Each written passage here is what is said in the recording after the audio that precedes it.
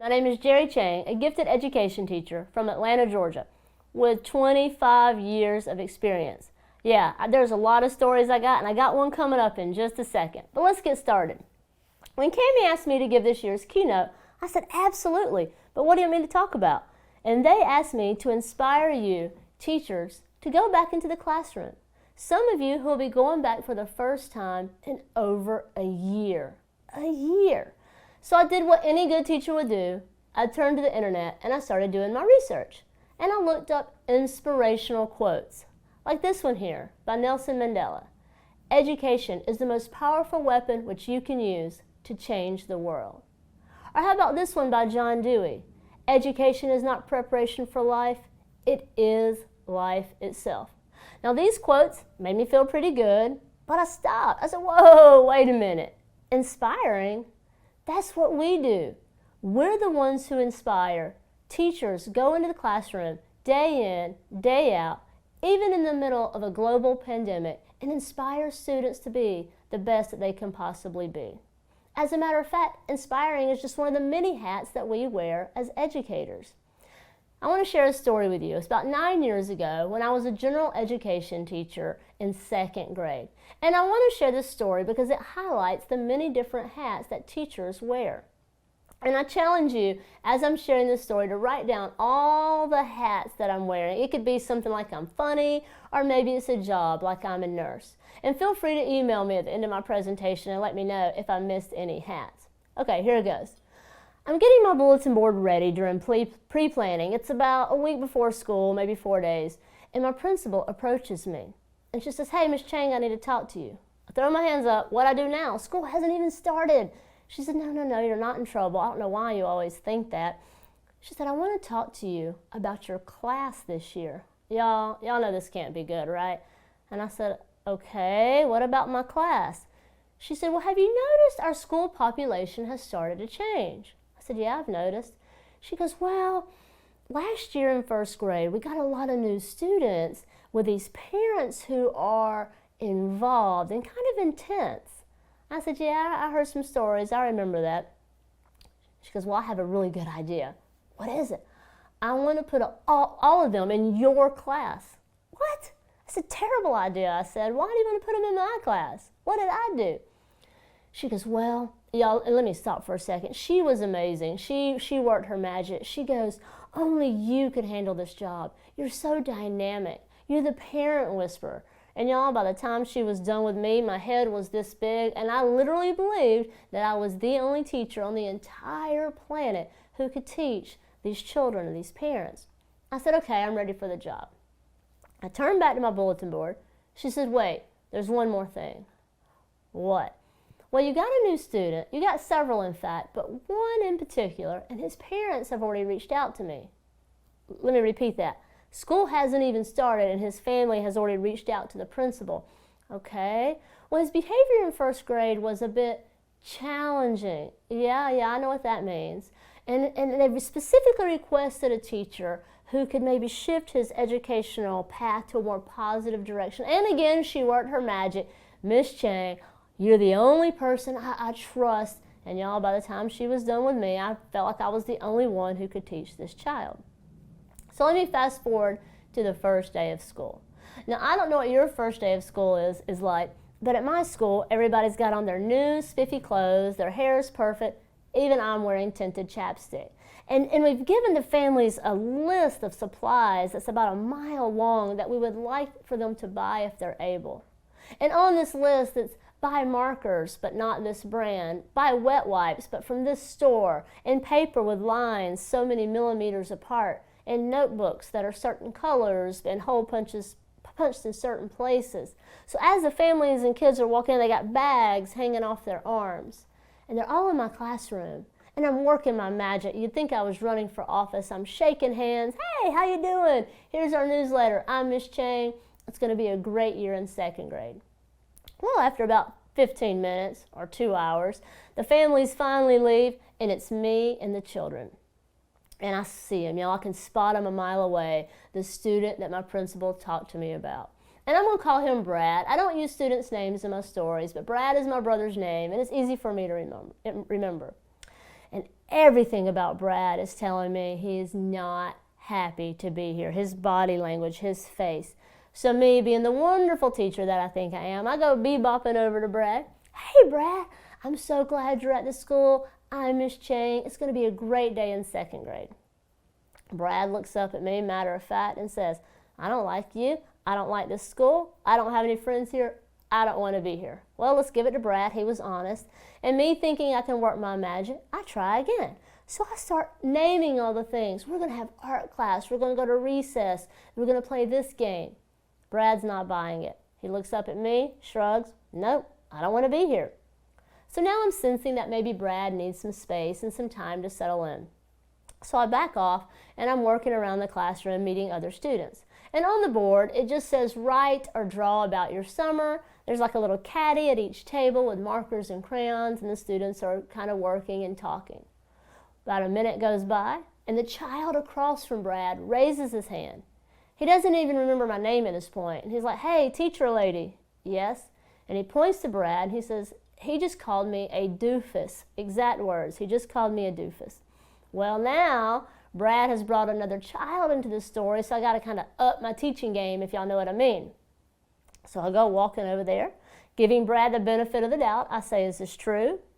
Yes, very matter of fact. And I said, well, why? Did he say anything to you? Is there a reason? No, I told you I don't like this school and I don't want to be here. He's kind of like, come on, lady, you don't get this? And I said, okay, Brad, it's one thing for you to have these feelings, but I can't have you, treating another kid poorly, because he deserves a good first day of school as well. And before I can even think about what I'm going to do next in this situation, Brad takes his hands, he puts them on the table, he pushes his chair out. Y'all, he is gone. He is out the room, down the hall. I throw on my track shoes and I'm taking off after him. Brad, words aren't working. Well, when you work with littles, you got to be careful. I can't just grab him by the hand and yank him down the hall. So I take my arms and I wrap them around his body. So imagine his back is to my belly, and I managed to get him back into the classroom. And his arms and legs are flailing about, steam's coming out of his ears, and he is mad. And we're facing all the children. There's about 24 or 25 of them, and they're looking up at me, and I can tell they're thinking, what is this lady going to do? And I'm thinking two things. Number one, I'm thinking the same thing. What is this lady going to do? But I'm also thinking, oh gosh, how many emails am I going to get tonight from these involved parents? So as calmly as I can, I assure Brad, my number one job above all is to keep you safe and to keep the children in this classroom safe. So once I know that everybody's safe, I want to let you go, and we're going to have our little carpet time. Y'all, he buys it. I get him through carpet time. About 30 minutes later, I take the class to art. Well, during my break, I called Brad's father because he had brought him to school that morning. Now, I call his father not to complain or to be upset about Brad, but just to start that conversation early, that we're a team. How can we make sure that Brad has a good educational experience in second grade? Now, this part of the story is where I'm fortunate, because we as teachers know when you do a phone call home, one or two things is going to happen. Support or not support. His father was super supportive. Miss Chang, I trust you, I value you. Let us know what we need to do. So I was fortunate in that situation. We have our little conversation, no big deal. I fast forward to the next day of school. I'm standing in the doorway greeting students, and I see Brad and his father walking down the hall. His father the whole way down the hall, just talking to him. Well, they approach me, and his dad says, Miss Chang, Brad's got something to say to you. He looks up at me. He says, Miss Chang, I'm sorry about yesterday. I've had my bout with you. Y'all, exact words. I've had my bout with you, and it won't happen again. Y'all, Brad had a great year in second grade. His family has consistently reached out to me and credited me and many other teachers. We all know it doesn't take just one into shifting Brad's educational path to a more positive direction. Now, I share this story not to brag on me as a teacher, because trust me, with 25 years, there's many stories I can share where I've made mistakes. But this story, it highlights all the different hats that teachers likely wear. As a matter of fact, here's a slide right here of all the different hats that I found in this story. And I know you're watching right now and you are laughing and you're going, Miss Chang, what about this hat? You missed this one. And I'm going to probably have 100 emails when I check my email after this. My favorite personally is the track star hat. Y'all, I was super fast. But there's one hat in particular, flexible. Now this hat has helped me remain passionate in teaching, no matter if I was teaching kindergarten, college, anywhere in between, no matter what policy was in place, no matter what standards were being rolled out. Being flexible helped me remain passionate until March 2020. Nothing prepared me for March 2020, y'all. I was sitting in my sister's living room and our governor came on the TV. Again, I live in Georgia. And he declared that due to COVID-19, all schools in the state of Georgia will be closed for 2 weeks. I celebrated. 2 weeks, I get to work from home.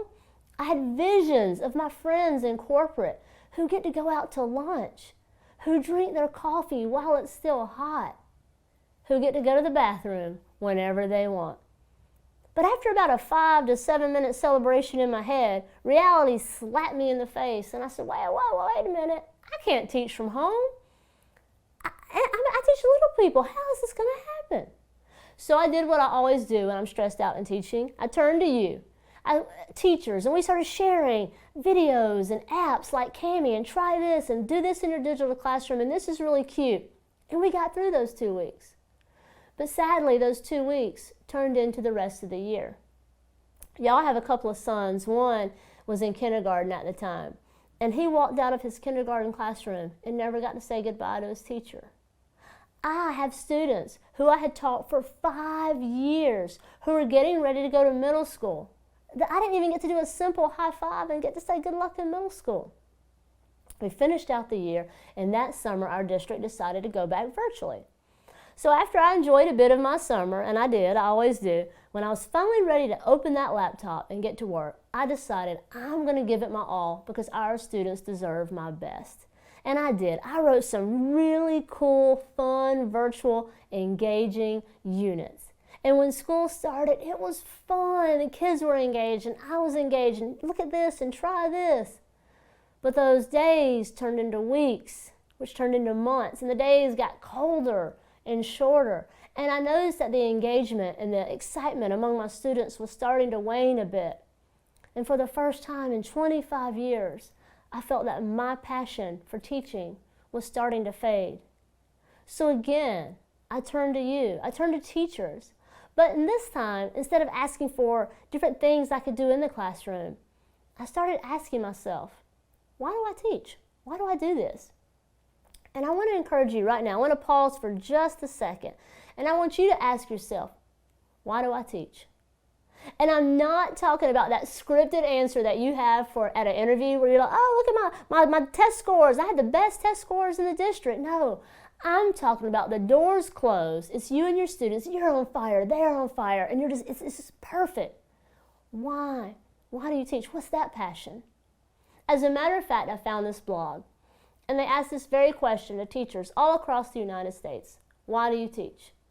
And there was a common theme, and it's one that I share. And it's centered on to change the world, to make an impact, to watch a student grow. And that's what I do. I teach to change the world. So I want you to ask yourself, when you go back into the classroom this fall, why do I teach? Because our students deserve it now more than ever before. Take that passion and take it to your classroom. Can you imagine a 5-year-old in kindergarten going to school for the first time? Or what about a high school senior who's possibly getting ready to go to college? Or what about a middle school kid who's just dealing with middle school life? If anybody can go into a classroom and change the world, it is us. It is teachers. Because teachers are flexible, we're dynamic, and above all, we're teachers.